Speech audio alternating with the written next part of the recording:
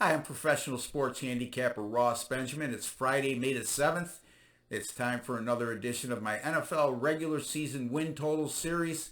And this is part 3 of a 32-part series. We've already covered the Cleveland Browns and the Green Bay Packers. Today we're going to be covering the Washington Redskins, who went 3-11 a season ago, finished dead last in the NFC East. Halfway through that campaign, Jay Gruden was fired as their head coach, and Bill Callahan took over. The veteran offensive line coach took over on an interim basis, but Washington decided not to retain his services at the year's end, and he was let go. And incoming head coach Ron Rivera, who spent 9 years as the head coach in Carolina, ironically enough, he was also let go in the middle of last year after Carolina started the season at 5-7. Rivera did coach the Panthers for 9 seasons.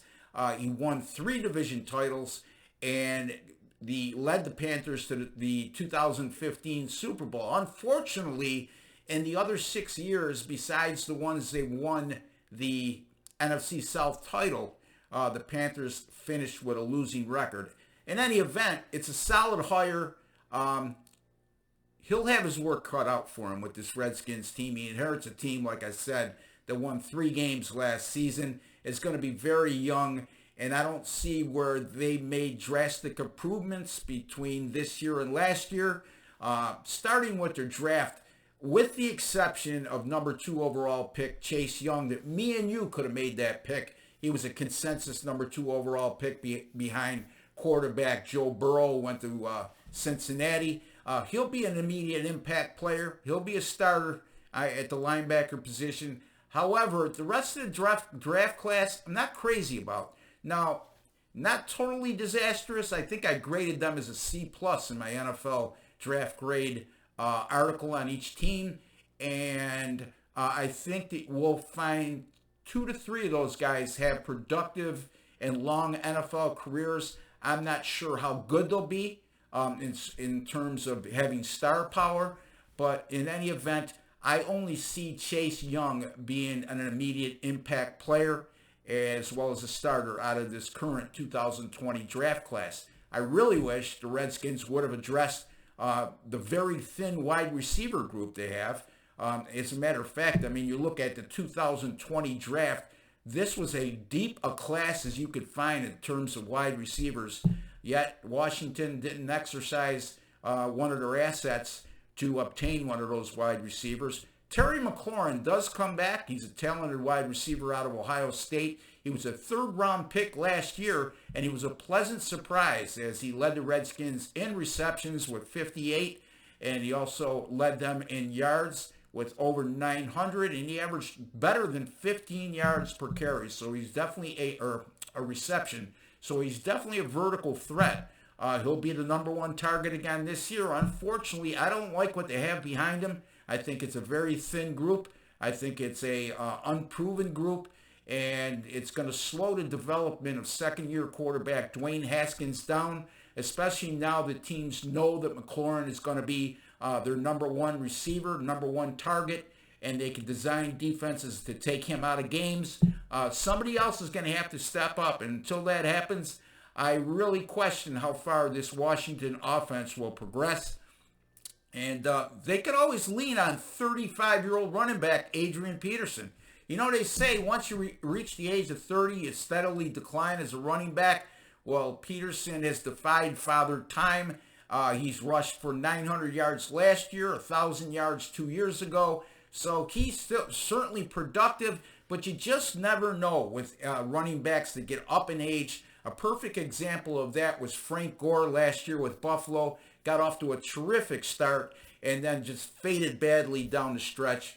Somehow he was able to secure a contract with the New York Jets this season. Look, I'm not throwing stones at Frank Gore. He's a future first ballot Hall of Famer, no doubt about it, right up there with the very best to ever play the position in the NFL. However, at some point, your skills diminish and you become a shell of what you once were. And I think that's what we saw with Gore at the end of the year. And I hopefully for the Redskins' sake and for Adrian Peter's sake the same doesn't occur here. Darius Geis is a nice backup running back out of LSU, highly drafted running back, high pick 2 years ago. Unfortunately, he injured his knee during the preseason 2 years ago, missed his entire rookie campaign, and then last year played in only 5 of 16 games due to injury. But, during those 5 games, he was very productive, over 250 yards rushing, averaging better than 5 yards a carry. He's going to need to remain healthy for Washington to spell Adrian Peterson, especially at his age. And they're hoping, Washington that is, that Darius Geis ends up being their feature back in years to come. You can't do that unless you stay on the field. So let's hope the young man can stay healthy. As far as the Washington defense goes, beside Chase Young, who will be the only who will be a starter, the 4 defensive linemen, all number 1 choices, all made by Washington, led by veteran Ryan Kerrigan, who was a number 1 choice by Washington back in 2011, and then they drafted in 2017, 2018, 2019, all number 1 choices, all on the defensive line. This is a young defensive line, a very talented defensive line anchored by a veteran in Ryan Kerrigan. And I think they'll be one of the better defensive lines in football. Unfortunately, last year, they were on the field way too much, got worn down, and their depth didn't hold up. So we'll see if that improves this year. I mean, I know that they're going to get a good showing out of the defensive line. The question is, could the Washington offense take a little pressure off these guys and sustain some drives, which they failed to do on a consistent basis last year? Nice free agent acquisition at cornerback. They picked up Kendall Fuller from the world champion Kansas City Chiefs. He's a nice upgrade. And then you look at their schedule. I mean, let's start with the NFC East Division schedule. 6 games within their division.